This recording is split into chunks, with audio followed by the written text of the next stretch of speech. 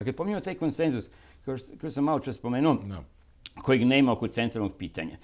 To je tužno i ružno. Ali još je tužnije i ružnije što se i tekako nađe prostora i za konsenzus naše političke elite, ljuto zavađenih političara, kad je reč o pitanjima koje su od njihovog interesa, koje njima odgovaraju. Pa onda se vrlo onako bezbolno, uz ponegdje nešto u javnosti, u novinama neko zatalasa, recimo dogovore o podizanju plata poslanicima. Tu odmah ima konsenzusa.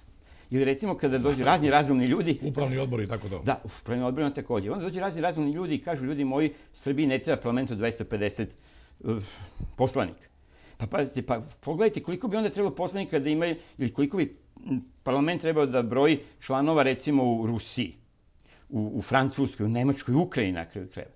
Većina parlamenta tih velikih zemalja su jedva duplo ili nešto malo više nego duplo veći od srpskog. Dakle, negdje između 400 i 600 poslanika, znači ove najveće zemlje imaju, znači ti njihovi parlamenti broje članova. A mi 250, na veliku Srbijicu.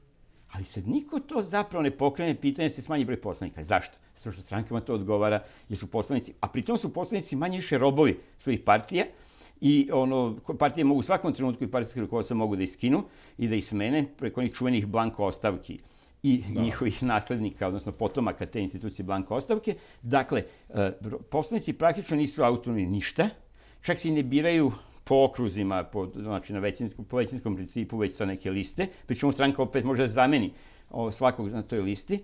Dakle, tu bi bilo za Srbiju ovako kakva je 150 u vrh glave poslanika, nekada bi se o stotinak moglo razgovarati. Ali ne, oni time namiruju svoje kadrove, zaslužne članove i to je jako korisna stvar za stranačko rukovodstvo i zato ima toliko poslanika.